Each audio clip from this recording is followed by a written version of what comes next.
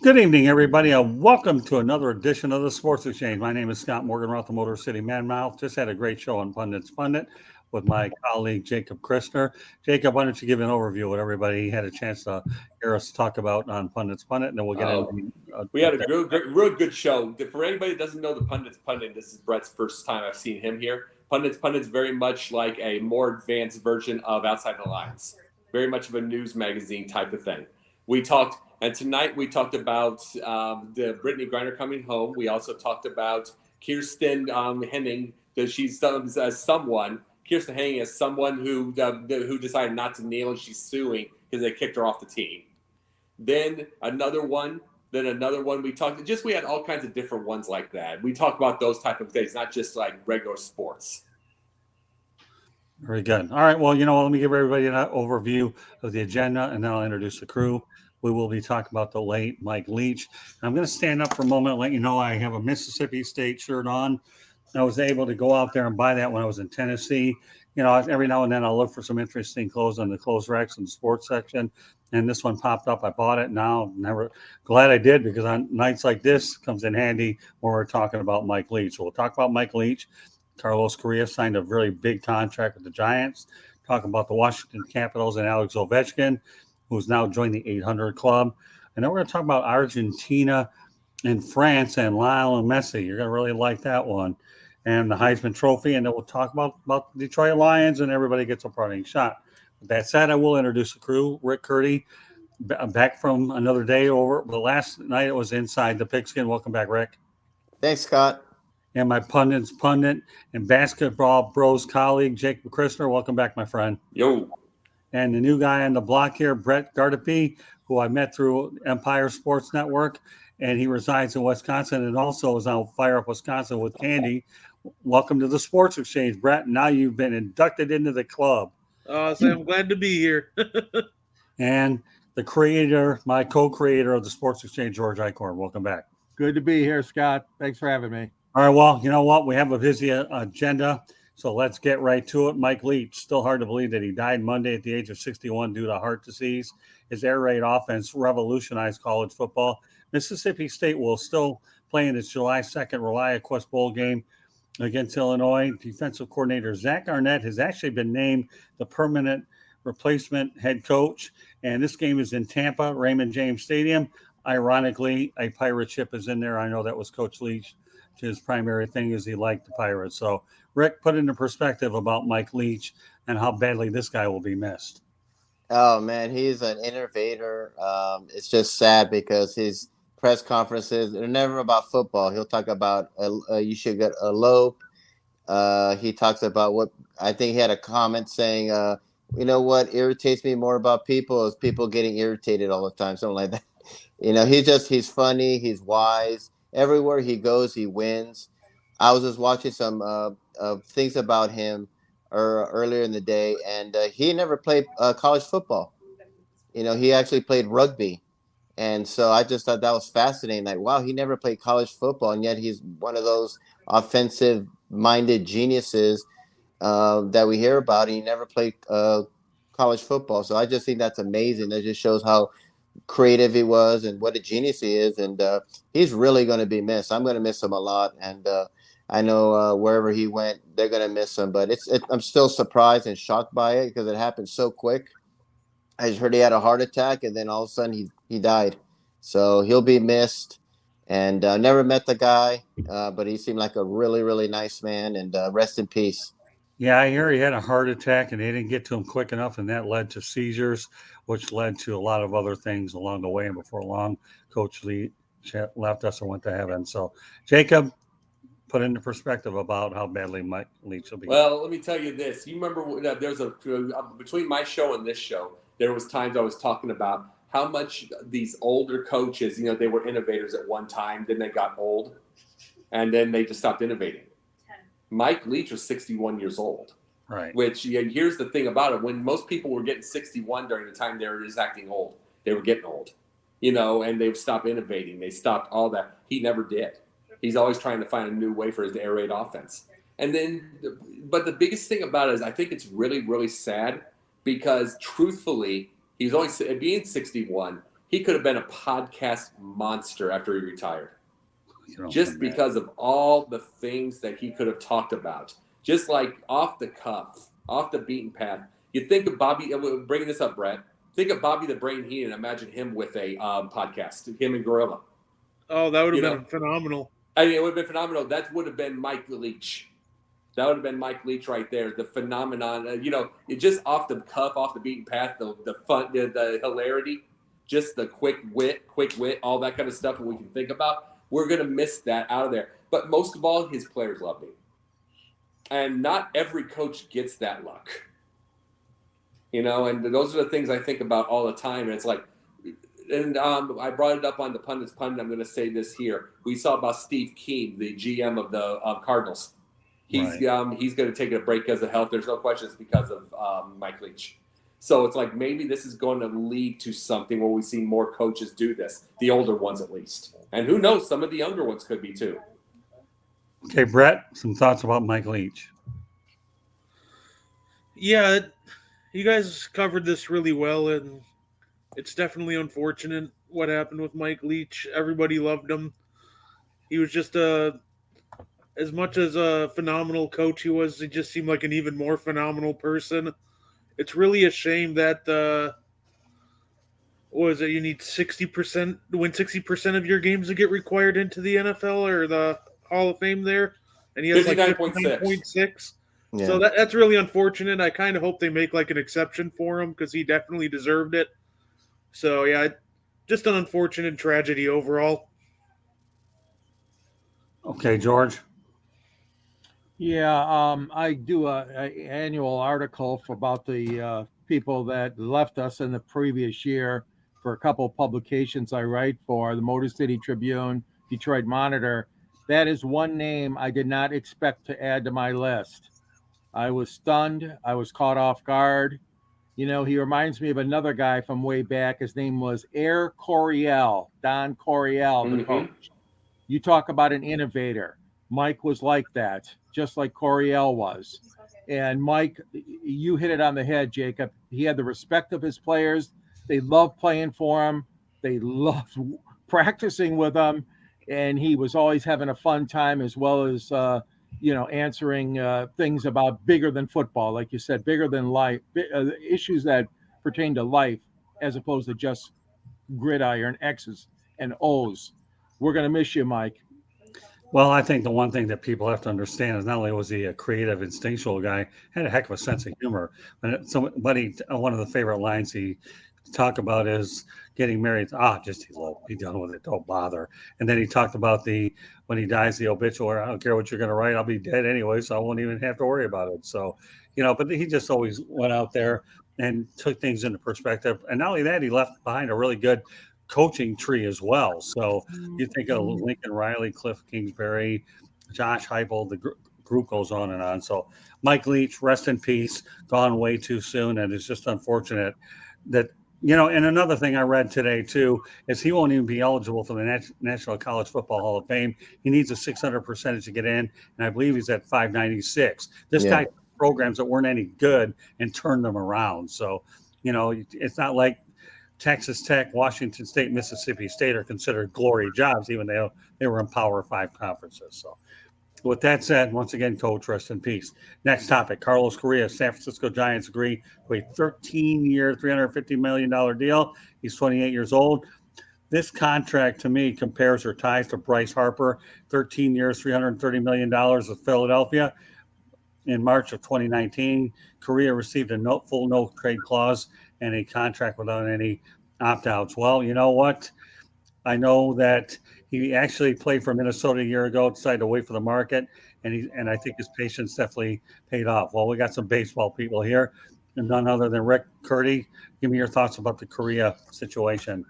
Well, they struck out on Aaron Judge, so they had to go to their other backup and get Correa. So that's a lot of money, so they did win a World Series without him in Houston. So we'll see how valuable he really is. But I think it's just going to come back and bite him. When I saw that money, I know he's young, he's a great player, but that's just a little bit too rich for me. So hope San Francisco enjoys it. No opt out, no trade clause, and I hope he brought his trash cans with him. So we'll see what happens. Yeah, you'll never let him live that down. Let's face reality. The Trastros.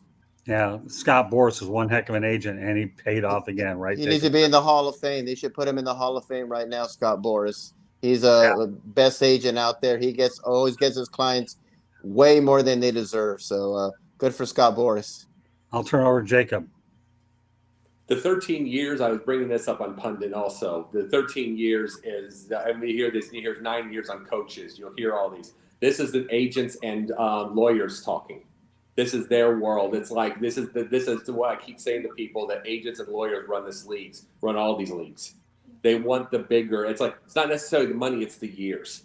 Especially, you got to realize it's not going to be with the same team. Correa's not going to be there 13 seasons. He's probably going to be with 2 more teams, and someone's going to take on that contract anyway. So really, overall, I would have. The thing was, I heard that the Cubs were trying to give him 7 for $210.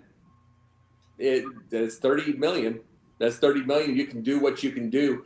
Really, though, the thing is that it's doubtful he'd go 7 years. It's doubtful he'd even go 7 years with one team. It's like it takes a couple of years before they wear out, or you don't know what will happen in that time. The ownerships, the front offices. How's the team? Are they going to tear the team apart by that time? And then you trade that off, and someone else takes on that contract. That's just what's going to happen with there. As far as the team goes, they're definitely going after there's no question they're going after the Dodgers. And until the point goes that they tear it apart, he's a Giant. Yeah. Well, yeah, I agree. I mean, the reality of the situation is when I look at contracts that size, Rick and I have talked about it a lot. The first 5-10 years might be all right. Okay. But then the back end is really what kills you, right, Brett? Yeah. I was going to say, I always am shaky about offering, somebody's like 28, 29, like a 13-year deal, because who knows how they're going to age, past their age 33, 34 season. Carlos Correa is a fine player. I completely understand why they signed him. They ranked 23rd in the league in batting average. Correa happens to be a very good contact bat. He's very quick. He's a very good fit for what the Giants need.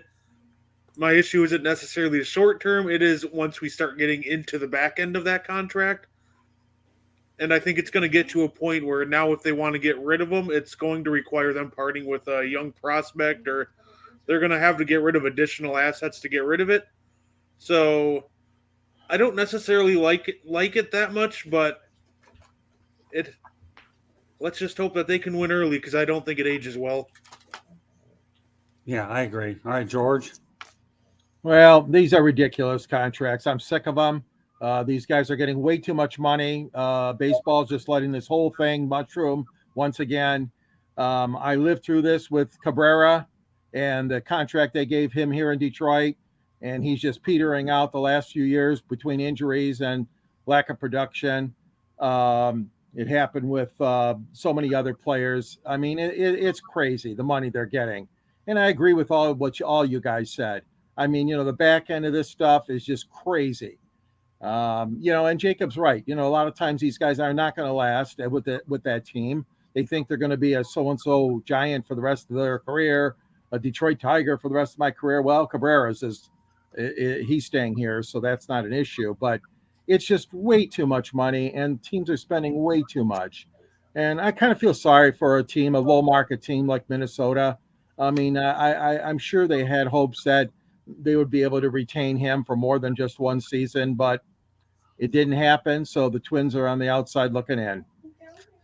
Yeah, like I said, I'm not thrilled with these length of contracts. I'm really not. So to me, the Giants, I think sometimes what will generally tend to happen is teams will overpay certain players just to get them to go there. And I think that's one of the cases here as well. So, but, with that said, well, we had Jeremy Ballreich, who actually is saying no link. Well, this guy is the most aggressive individual on the planet. So I'm going to ask him if he wants to pop in for a minute.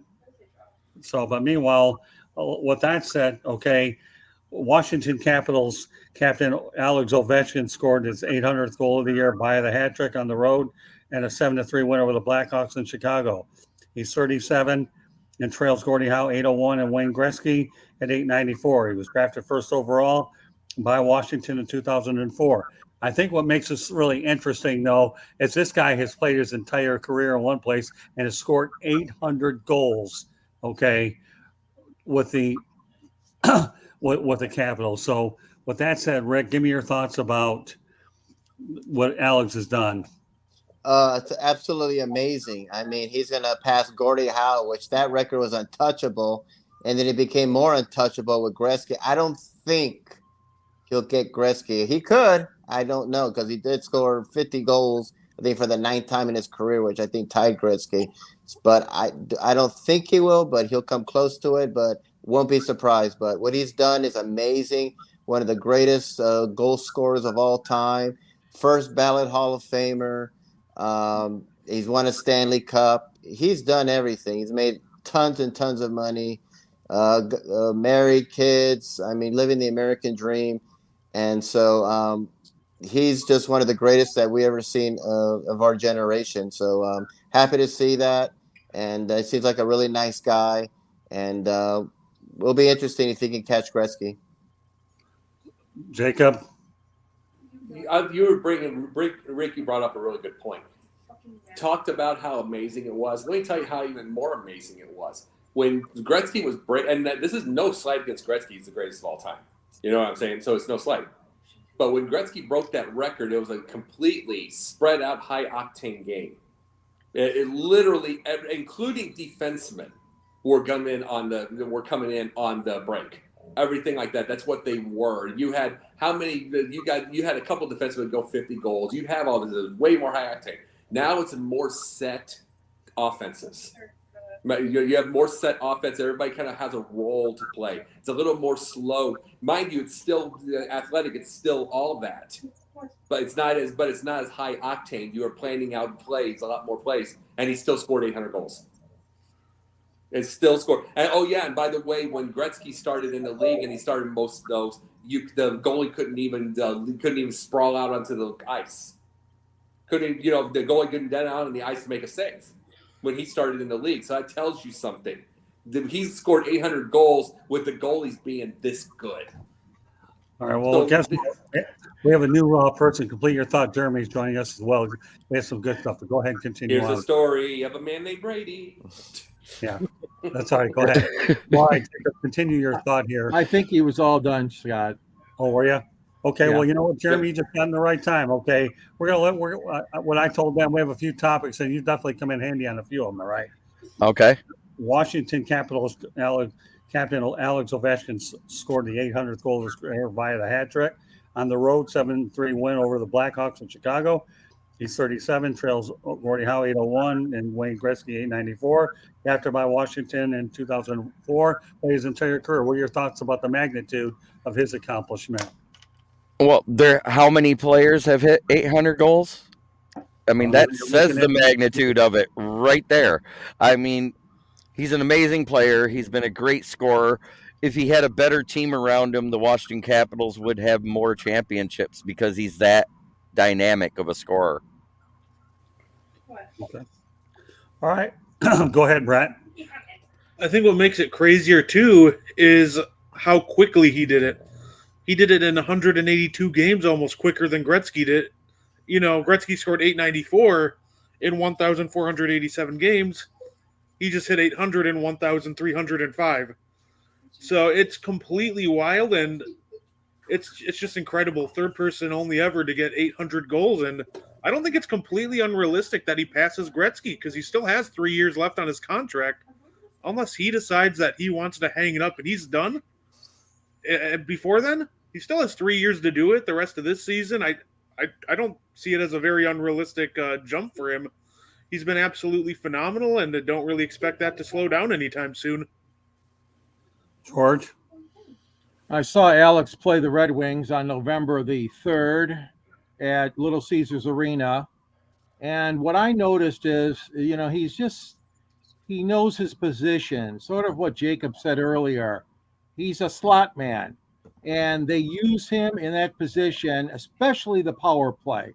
And I studied him well that night as I was looking down on the ice and covering that game. And that's exactly what his role is right now. And he's pumping those nets for those goals. He's a slot man. He knows how to do it. But one interesting thing I noticed also, a lot like Gordie Howe, Alex was physical. He used his physicality during his career. Maybe not so much now, but like Gordie Howe was famous for his elbows and taking the guys into the boards and checking guys. That's what I loved about Gordie. And Wayne did not do that. And Alex has been physical, not so much lately, but I applaud him for that. And that's one of the things I think is remarkable about this man and his streak is the fact that he used a little bit of muscle power. Well, you know what? Before I get into an interesting story about Gordie Howe, I just want to let everybody know the Sports Exchange can be heard on iHeartRadio, Apple, Spotify, Google, wherever you get your podcasts. Also, please hit the subscribe button. We're striving for 1,000 subscribers. So if you have a hard time doing that, all you need to do is just go to youtube.com, look for South Florida Tribune, and hit the subscribe button. And once again, our goal is 1,000 subscribers. We would appreciate you helping us get there to continue to grow the platform. With that said, George, remember the time you and I were over at the Pontiac Silverdome? I had a busted up arm. I had Gordie Howe. I had a nice picture with Gordie Howe with him, and he gave me an elbow right when my arm was in a sling. It was great. It was cool at the Pontiac Silverdome. And then, and of course, I met Gordie on a couple of occasions. You know what?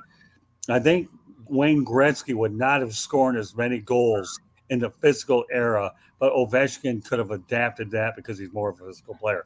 I'm not taking away, from the player Gretzky is. So let's just set the record straight there, But what Ovechkin has done is unbelievable. Now, I also read something today that the owner, Ted Leonsis, has said he will not do a rebuild while Ovechkin was chasing Gretzky's record. So more power to Ted Leonsis. He did a rebuild once that actually landed him Ovechkin. So, I guess you can say it's just a good feel-good story where you're rooting for somebody. And you know what? I'm going to go from one feel-good story to another one, and that's this, going out on top, to me, waiting to happen. Now, the person I'm referring to is Lionel Messi had a goal and a 3-0 win in a World Cup semifinals over Croatia. Argentina will face France on Sunday. My top going out on top moment was watching John Elway and the Denver Broncos defeat the Atlanta Falcons in Super Bowl 33 in Miami. Then I asked him a question about him forcing his way out of Baltimore with Robert Irsay, and he smiled at me. Now, I should point out that Messi, figured that his team ate humble pie when they suffered a 2-1 loss to Saudi Arabia, which was ranked 51st in the world at this time. If you guys are like I am, who in their right mind would not root for Lionel Messi to win his first World Cup? This is a great story. And again, I love being a part of the Elway one.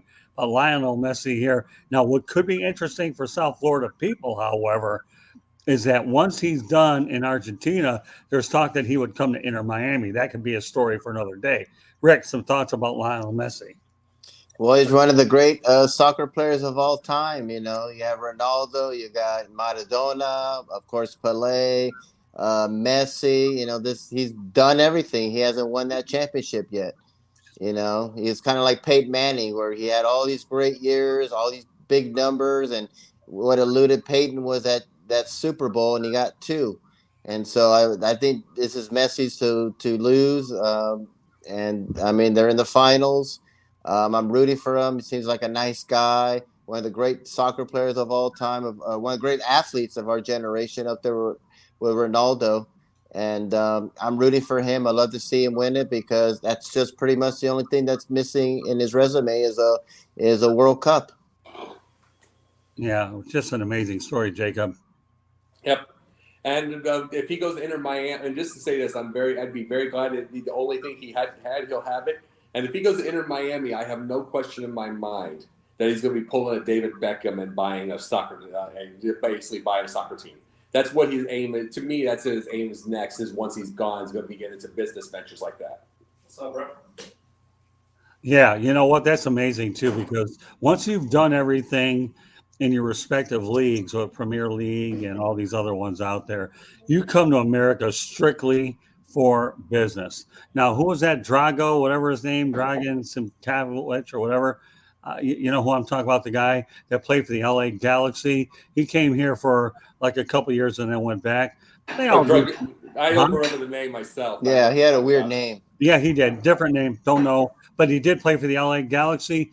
These guys here, when they've done everything they can do, I'll take a guy overseas at 75% because they're better than a lot of the American players we have, and 100% because of the way that they play a much better brand of soccer overseas. But these guys, if they're going to MLS, they're in it for the business. Not like they're going to get paid a boatload of money playing on our soil compared to everybody else. So, like I told you, I am rooting hard for Lionel Messi. I can't watch the game, however, because my other half and I are going to be covering the Jacksonville Jaguars and Dallas Cowboys. I'm already recording the Lions game on my DVR anyhow. But you know what? Don't worry. Rick loves soccer. Oh, yeah. I stay up till 3 a.m. watching a 0-0 score. Love it. I'll be paying attention to it, but at least I don't have to score watch with the Lions because we'll have it recorded. All right, Jeremy, give us your take about Lionel Messi. I mean, what's there more to say? He is one of the greatest soccer players who's ever played. You know, and Rick mentioned them all. If he comes to America, yeah, it's a business venture. He's going to pull a David Beckham and end up getting into ownership. I mean, that's the next logical step for him. Okay, Brett? Yeah, no, all I'm going to say about this one is when the gunslinger Peyton Manning went to his final Super Bowl, I was definitely a Broncos fan. When the Mamba Kobe went to play his final game against Utah, definitely rooting for the Lakers. On Sunday, I'm definitely going to be cheering for Messi in Argentina and hope he gets that storybook ending. George? Yeah, I'm hoping the best for Lionel also. I had the chance and the opportunity to cover Trevor Francis when he came over from Great Britain. I remember and played for the Detroit Express. Right. And the Detroit Express unfortunately folded, but Trevor Francis created quite a buzz here in town. They played at the Pontiac Silverdome. And, Keith Furphy, Ken Furphy was the coach, Andy Chapman. They had some nice players there. And I agree with you, Scott. I remember those days when they would bring those international stars over to the United States and the NASL and create a buzz, create the opportunity for America to fall in love with the world sport. And we don't have a team in MLS. Detroit's been making efforts to get a team, but it fell through. Unfortunately, the stadium was not adequate for the MLS commissioner and the expansion committee. So we have not been able to land one, but we have some second-tier teams that are doing quite well, selling out games in a city called Hamtramck, which is near Detroit, and we got some great soccer going on in the area. So it's the world game, and I'm pulling for him too, Scott. Yeah, the John Elway memory, watching him win in Miami, my first Super Bowl, seeing him win on top was incredible. But I got to tell you something interesting about our coverage of Inter Miami this summer. They had a guy named Gonzalo Higuain. I'm not good with pronunciations. And, this guy was unbelievable. His press conference, the way Inter Miami set it up, I didn't know if they were agitating me because I didn't know Spanish. But this guy starts out, he does his press conferences in Spanish. Rafa Cabrera, would be the interpreter. And then I'm asking questions, and it's like me, all right, you go ahead and translate for me, Rafa. Gonzalo doesn't. At the end, well, I had to do it in Spanish. So now I'm fighting at the end. This guy knew English, and I felt like he played me for a cotton-picking fool, and all of us American people out there. But you know what? Here's the interesting part about that whole scenario, though. When we put it on our recording, put it on our South Florida Tribune YouTube channel, this thing here got over 600 and some hits on our YouTube channel. So if people don't understand how popular these soccer farm sports are, look at South Florida Tribune YouTube channel. Look under Gonzalo Higuain. Sorry, folks, don't unsubscribe because I can't pronounce these names because that's spell it out in the chat in the comment thing where you can comment back to people and I'll say it for you. Yeah, well, okay. All I can tell you is, folks, don't beat me up on the pronunciation. All I know is Gonzalo got our platform over 600 hits, and he's smart, man. Just speak Spanish for guys like me from the Motor City can't even understand anything. But nevertheless, okay. when you talk about these players coming to the United States, and there's some good ones that come here, by the way. It's amazing. So I'll be interesting to see if they get Messi. Gonzalo Higuain was a great guy to work with and a heck of a player too, mind you. So, again, I have nothing but positive to say about soccer, and I wish I could see the game, but I'll be paying close attention to that version of football while I'm covering the actual pigskin 5 hours north of I-95. And he'll love it when you can pronounce his name. You know what? I struggle with it. I really do. I'll have to shoot Rafa an email and say, Rafa, you know what? I have to figure out how to do your pronunciations here. Although I will say one other thing that was interesting too, that isn't so far off from this. When I first started covering the Miami Marlins, they had a lot of foreign players that they had somebody speak Spanish and then the American version of it, and they did it in both ways. George, I don't think you had that much of a problem in Detroit compared to what I have to deal with here in Miami with the Marlins. So no, we did. I was lost in space with some of those pronunciations and the thing where they did it both back and forth. So, hey, nevertheless, if I'm talking too much about it, good luck. Good Lionel Messi, you get this cruiser for you. All right, well, let's talk about the Heisman Trophy. Rick and I kind of talked about it a little bit last night, and that it is a farce. 4 finalists were quarterbacks: Stetson Bennett of Georgia, C.J. Stroud, Ohio State, Max Duggan, TCU, and Caleb Williams, USC. Now, I will say one thing. Caleb Williams gets an A for sense of humor because he got the Heisman hardware, and he said, you guys get to play in the playoffs, and I don't get to do it. So, and he'd probably be a favorite to win it next year. So, Rick, let's talk about the Heisman Trophy process or lack thereof. Or you mean the quarterback MVP award trophy? Because that's pretty much what it's become. It's like the NFL. You ever notice that the MVP in the NFL, it's always a running back or a quarterback, and that's what the Heisman is. It's pretty much 99% quarterback and the rest running back, and that's it. I've only seen I saw Charles Woodson win it. That was rare because he beat Peyton Manning, who everyone thought he would win it. Desmond Howard won it, and that's pretty much it that I can think of. Everyone else have been running backs and quarterbacks, so it's like I didn't even know it was going to be on that night, to be quite honest. And I pretty much knew Caleb Williams would win it. I'm surprised that Stetson, the Bennett guy from Georgia, that he came in last. I thought he'd be like number 1 or number 2. I mean, my goodness, what else do you have to do? You're a walk-on, and look, and he's taking his team to the championship. He lived off of I think Stetson's the greatest Georgia quarterback they've ever had. I really do. But he lived off of a really, really, really good defense. Yeah, but he should have been up there. But maybe he did, but you know what? And I agree with it that defense with Georgia is incredible. But for this guy to win a national championship and follow it up with another undefeated season, it's unreal. I remember. Greatest. I'm saying I'm here in Georgia. Greatest Georgia quarterback ever. I'm just being honest with that. But it's like people are going to live. They're going to live off the idea. They're going to think about just how tough that defense is. Yeah. Just ridiculous. It's like literally Tennessee was out of this world in offense, held them 13 points. Yeah, I mean, I'll never forget. I had a nice conversation with Charles Woodson, a non-quarterback, and he had Desmond Howard. We just need to see more of that. We just can't see. Yeah, I want to see a tackle win it. I mean, remember Orlando Pace when he had those pancake sacks, and why didn't he win the Heisman? He was like the most dominant defensive player of that year. He didn't get no votes. I think he should have gotten the Heisman. So it's just the same thing. It's always going to be a quarterback or running back. And it's like it gets devalued lesser and lesser and lesser because someone's going to win it every year. And if I want to see a tackle win. If not, I really don't care about who wins the Heisman. Well, amazingly enough, I didn't watch it till the next morning when my wife had it on. Otherwise, I really didn't care either. Mel Farr Jr. summarized it the best last night on Inside the Picks, and he said, you know what, it's an ESPN award now, the way they hype it up and build it up. So, Jacob, give me your total thoughts about the Heisman. Well, one good thing about Stetson Bennett is he definitely is more likely to look like he just got drafted to Vietnam. So he just has such an old looking face. But you know something though? He's going to go down and as far as this, it's like, I don't care they got last place. It's going to go down in Georgia's history. He's possibly going to get 2 rings. He's going to go down into that.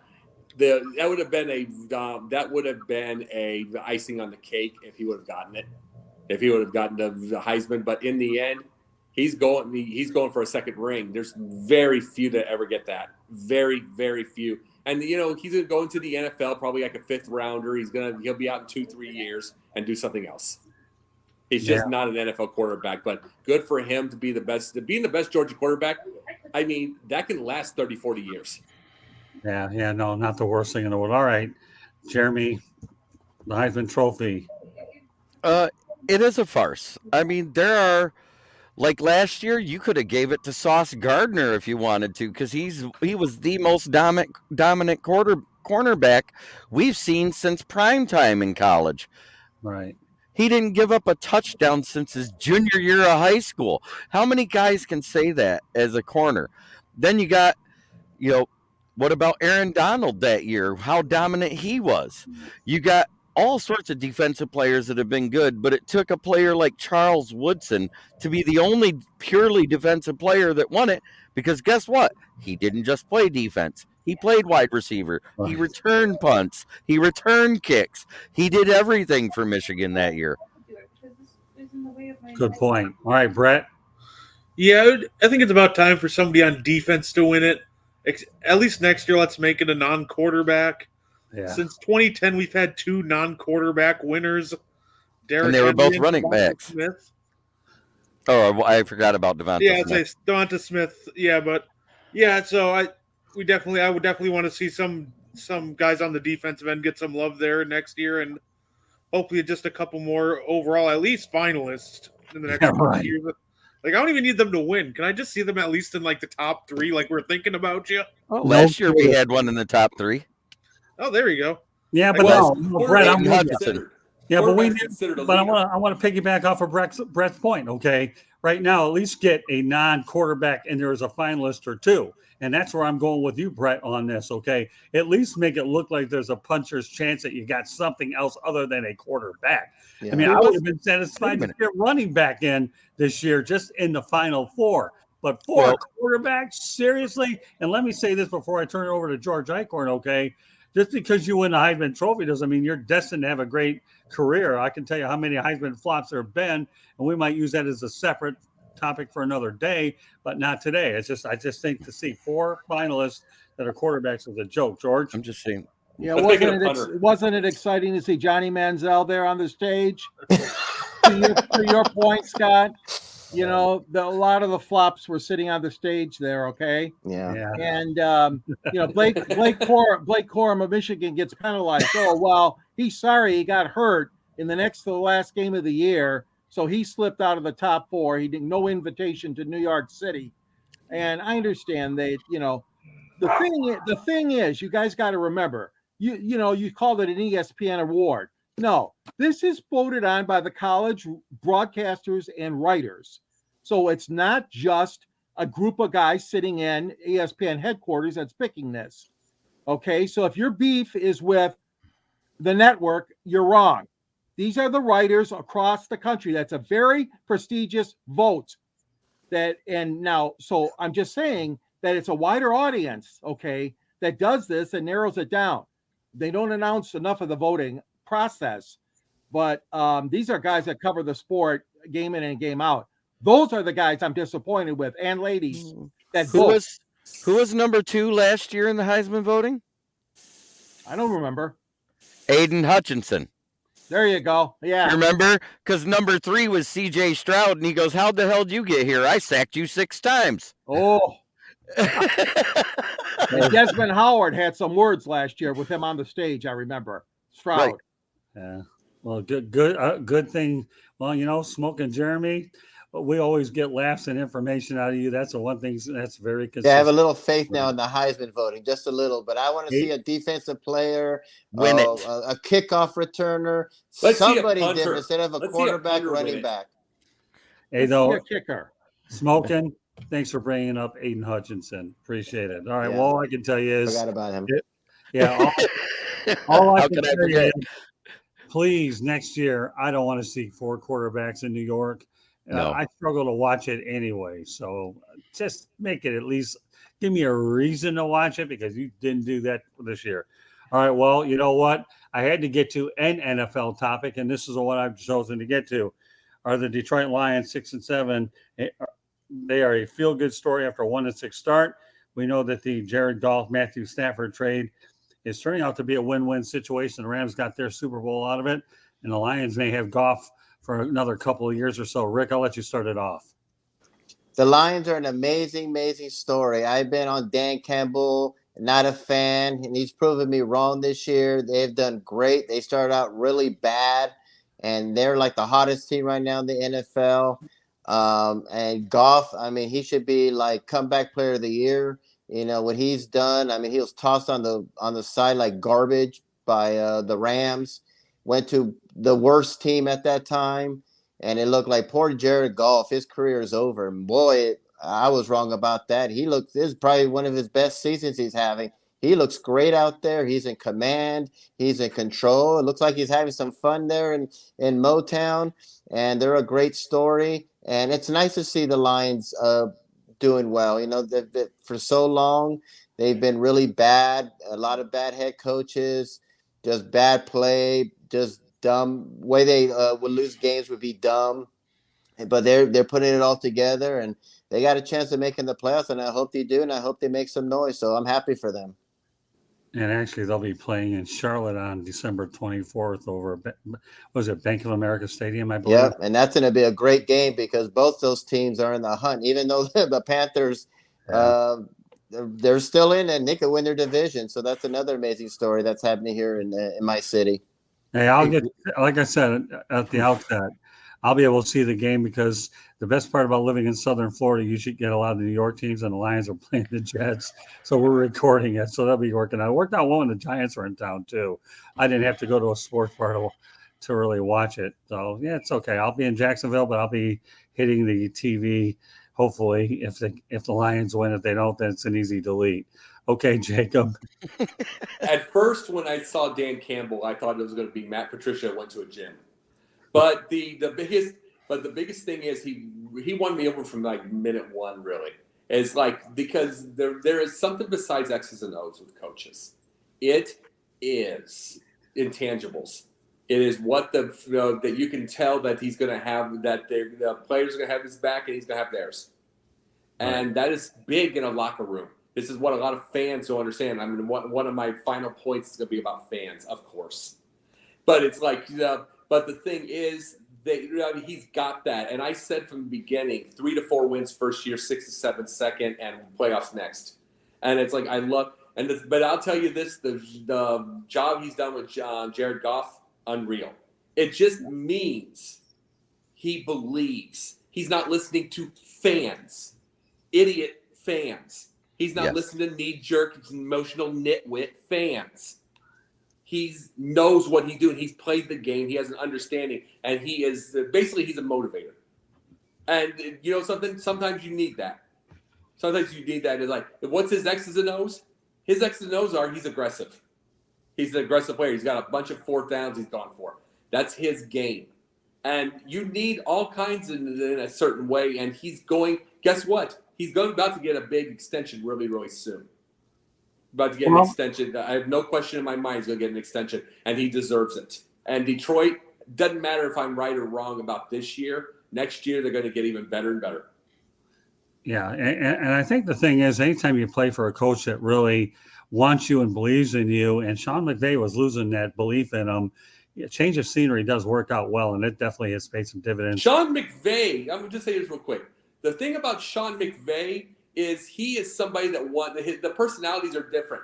I get Dan Campbell's personality. I'm somebody who, in a simple game of fantasy, I will tear apart my team to start over before the season's over to see if I can make a comeback, if things are going. Dan Campbell's willing to do that. Dan Campbell is willing to, he doesn't like to lose, but he's willing to take the losses to learn and to everything. It's my spirit animal. Sean McVay, a loss basically probably gets him to get the milk and magnesia.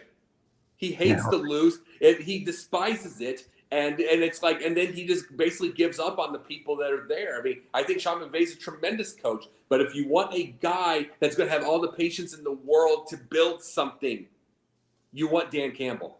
Yeah, well, not only that, I had a chance to watch a clip of Dan Campbell on the Pat McAfee podcast. Another star. And I did you see that one too where he talked about the Penny Sewell catch and the wave and all that? Yeah. Oh, it was just hilarious. So, leave it to Danny. He knows how to loosen things up. And you know what? We got to turn over to Smoke, and I want to see what you have to say. We all know how you feel about the Lions and all your kneecap podcast business, but tell us where we stand here with the Lions 6-7 in the trade. I said all along this preseason, and I almost lowered it because of how bad we started. But then I looked at who we had injured. When you have all your playmakers injured and you have a game manager quarterback that needs playmakers in order to be successful, you're going to have a lull. You're going to have a low. We had 6 defensive guys out for 3 games, and we had Amon-Ra, DJ Shark, Josh Reynolds was limpy. He still played, but he wasn't 100% at the time. DeAndre Swift was out. Thank God we had Jamal Williams healthy because he's leading the league in touchdowns still. Right. And lo and behold, Jared Goff is actually sitting at almost 65%. He's thrown for 100 yards more than he did last year in less games. He's also thrown 22 touchdowns, 2 on the road, 20 at home, and first with at home versus every quarterback in the league right now. He has more touchdowns in his home stadium than any other QB out there. And he only has 7 interceptions. So he's lowered his interceptions. He lowered the fumbles. And I've said all along, all he had to do was not get below 62%, throw 2-to-1 touchdown ratio, and he would be successful in Detroit. And he's doing it. Doesn't hurt. He has a pretty good offensive coordinator compared to where he was a year ago, right? Smoking. Yeah, and it doesn't hurt that he has an O-line that's almost as good as the 2018 Rams there. Because that's the other thing. You look at the Rams in 2018, they had the 3rd-ranked O-line. In 2019, they were 29th. In 2020, the last year he was there, they were 27th in the league. That's a huge disparity. And then he went from Todd Gurley to nothing at running back because he had Todd Gurley and C.J. Anderson and then whoever the third guy was that hardly ever sniffed the field until that Super Bowl. And that Super Bowl, they did not lose because of Jared Goff. Because if I remember right, Brandon Cooks was wide open with nobody in front of him and dropped a pass. And then there was 2 drop passes in the end zone. Well, another thing worth mentioning is the Lions invested into that wide receiver core. They added DJ Chark as well. So, they've definitely made some upgrades. I'll turn over to Brett Gardepy, who, by the way, in the Packers has been on the wrong end of these results here. Sorry, Brett. So give us a Packer perspective of what you see with the Lions.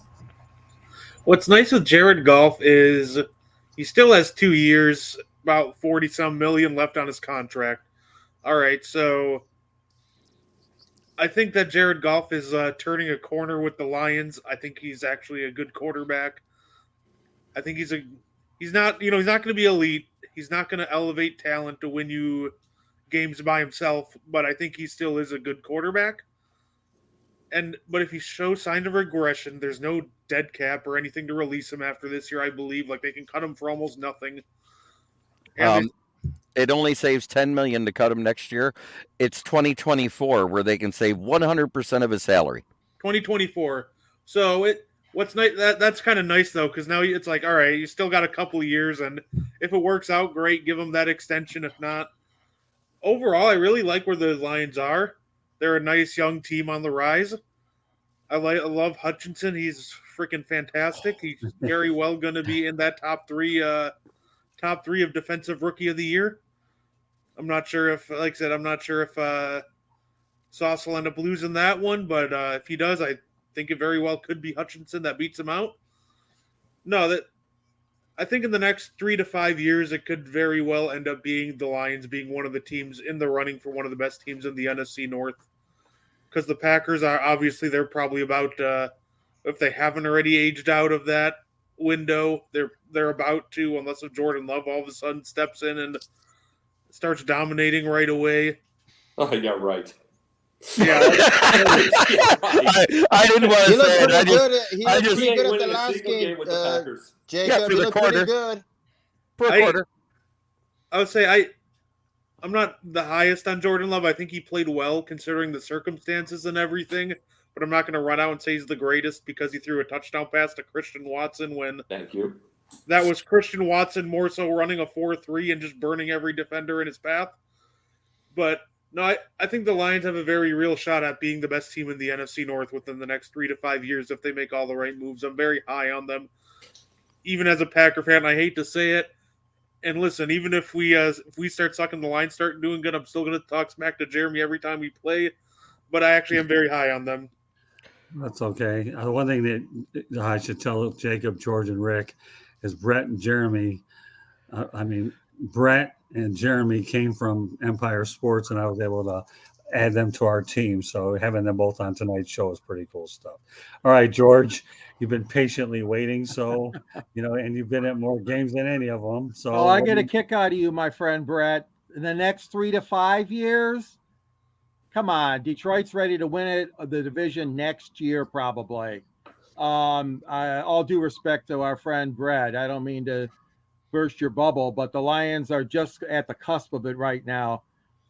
And Dan Campbell reminds me a lot of Bill Collier. Bill was such a successful coach with Pittsburgh, another Rust Belt city, did a great job there. I mean, Campbell's got the city by his finger right now. He's having fun with it. He's intense. He is a character man. He knows how to play the media well, and he has the respect in the locker room. Like Jeremy said earlier, the players, everybody's buying in, and Campbell is just doing a great job right now. Of course, Goff is the main reason why, but it's a team effort. It's Hutchinson, the defense, it's Goff, it's the offense, and it's all coming together right now. And who knows? I mean, Lions have what would be the easiest schedule out of the contending teams for those final couple wild card spots. So the Lions could control their own destiny if they win out. I think they got it.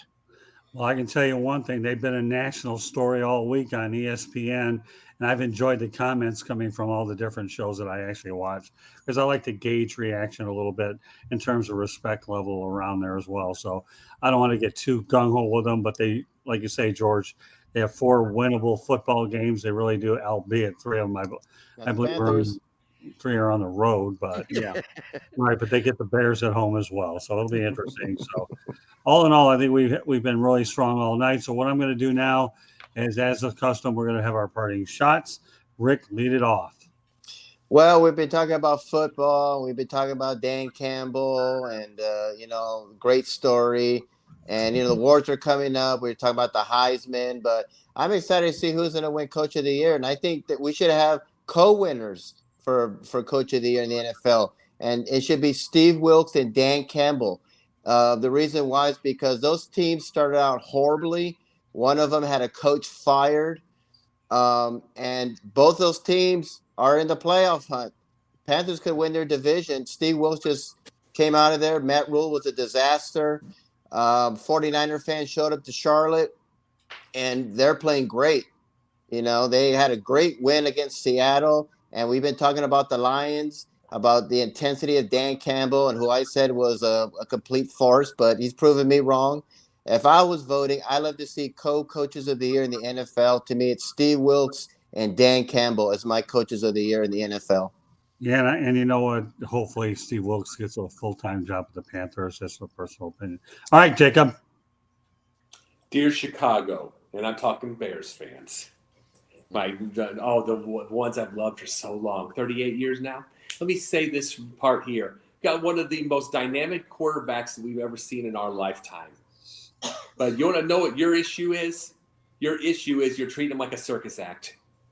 Everything, you love your 50-yard touchdown runs, which, it's beautiful to watch. You love his nice long throws, which the Bears, I just found out, are number 1 in dynamic plays, thanks to him. It definitely is not Nathan Peterman. But understand something here. He's from Kennesaw. I live here in Georgia. This guy is single. He has a single-minded thing to win, and right now.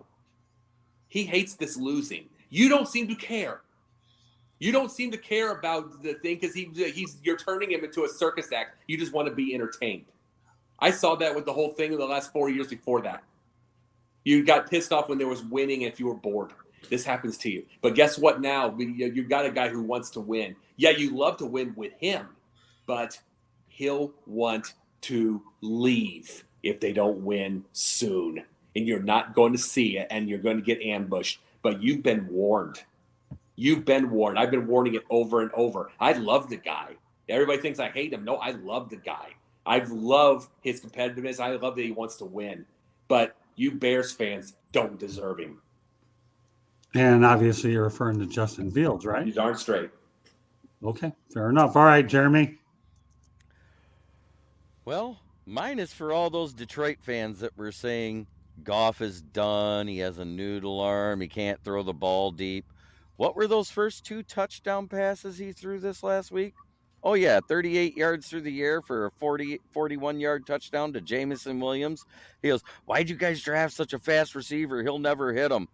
Evidently, they didn't pay attention to 2018, especially that Monday Night Football game when Jared Goff out-Mahomes Pat Mahomes.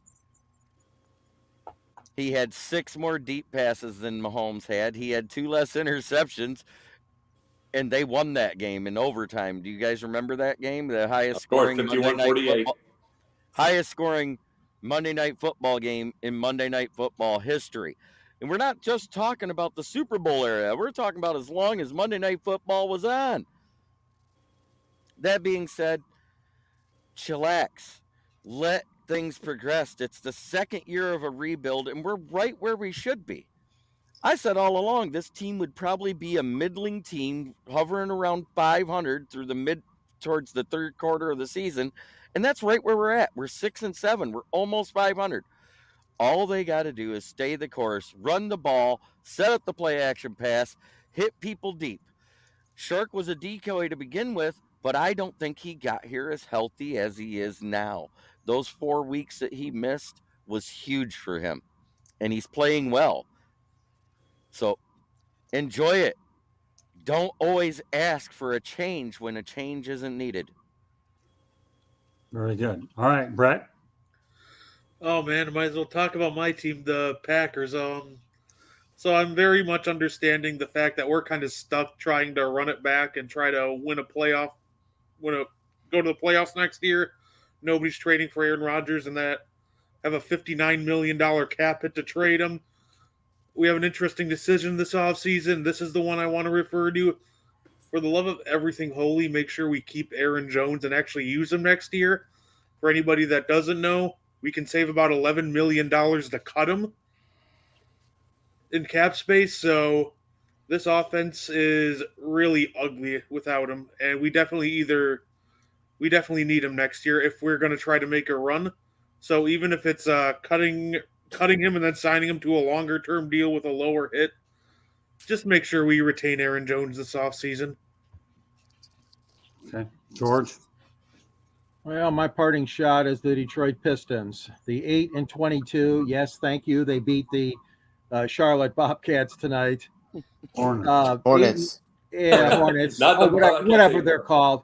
8-22 Pistons. Kate Cunningham, their top prize guy, 21-point average per game, out for the rest of the year. Shin surgery. The sad sack Pistons continue to flounder. I'm hoping that things look better in the next couple of years.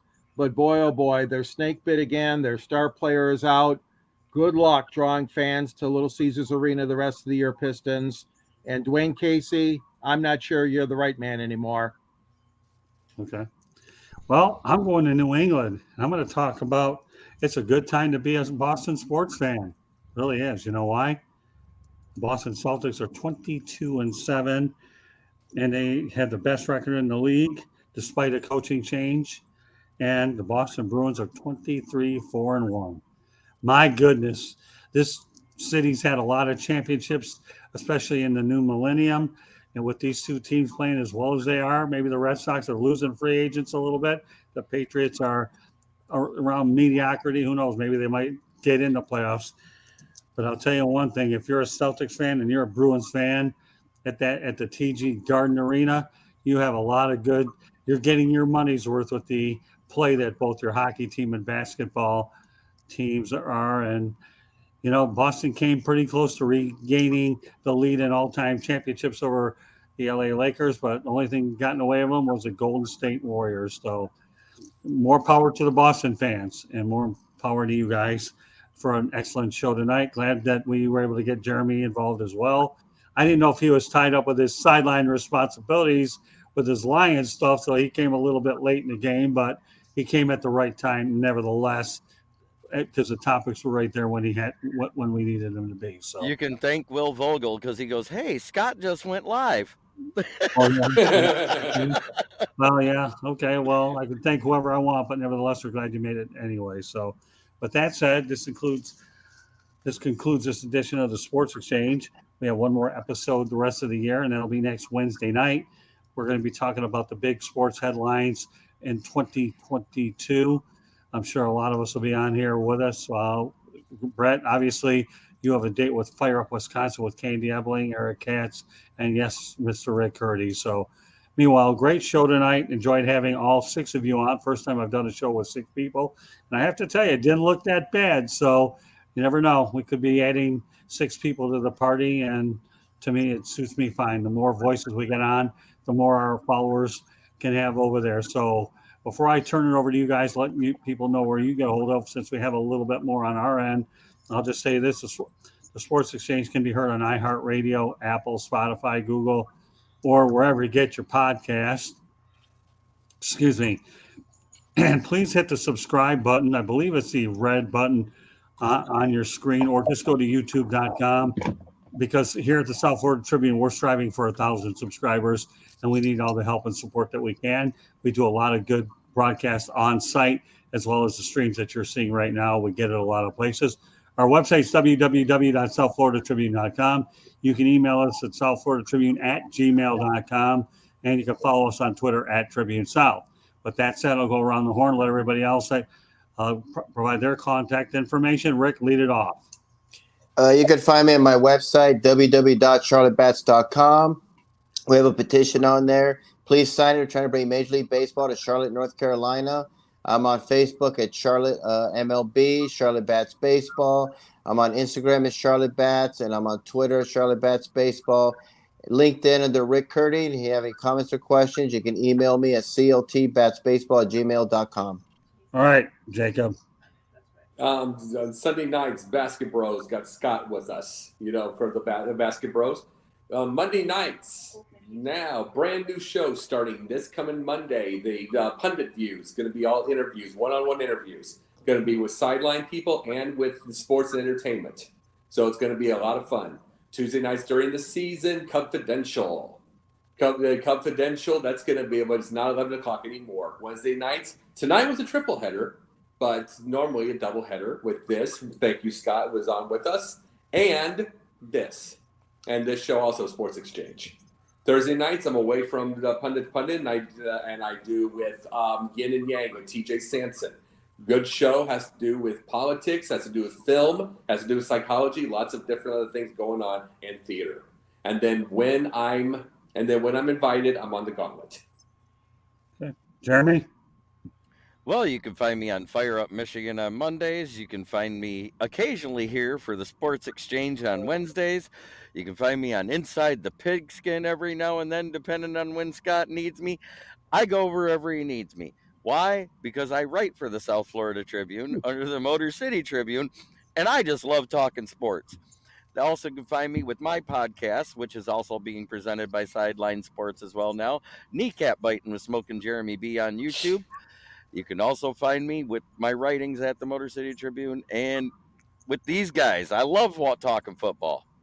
Yeah, and you're good at talking it, and you're good writing about it. I love reading your stories. They keep it simple, stupid, or keep it short and sweet, however you want to. I like keep it short and sweet because I try not to be stupid. Well, either way, he writes well, so you guys can debate that, since we talked about debates earlier on Pundit anyways. And I shared a great story with Jacob earlier, which one of these days I'll get into about my endeavors about debating in college. But nevertheless, keep it short and sweet. Read Jeremy. He's good. All right, Brett, go ahead. You can find me at my podcast, Guardy 3. It's on Spotify and Anchor. Right now I'm covering basketball and professional wrestling, but I do plan on venturing into football soon. Otherwise, you can follow me at Twitter at Brett Gardepy, or Guardy3 has its own Facebook page where if you want to just talk sports, we can do that, or let me know what I can improve with on my podcast. I'm always looking for criticism and positive feedback to continue to improve. So look for me on Spotify, Anchor, and Twitter and Facebook. And as I mentioned earlier, he stars with Candy Ebling, Rick Curdy, and Eric Katz on Fire Up Wisconsin. All right, George, we'll let you take it away. Detroit sports broadcasters on the air makes a great Christmas gift. I wrote the book on Detroit sports broadcasting history. So get it. It's on a link to the, we have a link on the sports. Now let me start over. We have a link on the South Florida Tribune and the Motor City Tribune. You can read my column and find the link, or you can go to arcadiapress.com, or eBay also has the book. And don't forget, I'm on Monday nights with Scott and Jeremy on Fire Up Michigan. And you can read me in the Detroit Monitor. And as I said, on the Motor City Tribune webpage as well. Scott is in the book. He interviews two greats from all time, Muhammad Ali and Jimmy Connors. And I'm glad that we can be on with you guys tonight, too, on the Sports Exchange. And I should point out, programming note after the first of the year, we have our version of the Sports Exchange on Wednesday night, keeping that intact. George and I are going to do another Sports Exchange during a day during the week with him and I and a guest, so that we're able to bring in more and continue to let both Sports Exchanges build off of each other. So with that said, great crew tonight. Once again, Rick, Jacob, Jeremy, Brett, George, as always. I want to thank you very much for joining us on this edition of the Sports Exchange. And we will do our final show of 2022 next year. And let me tell you, it's going to be good. We're going to recap a lot of what went on in 22, a lot of the top stories, and we'll have a lot of other things that we're going to heavily prepare for. So meanwhile, thank you very much for joining us, everybody. And you have yourself a great weekend, and we will catch you the next time. God bless and be safe. And once again, happy holidays. Bye-bye. Good night. Night. Bye.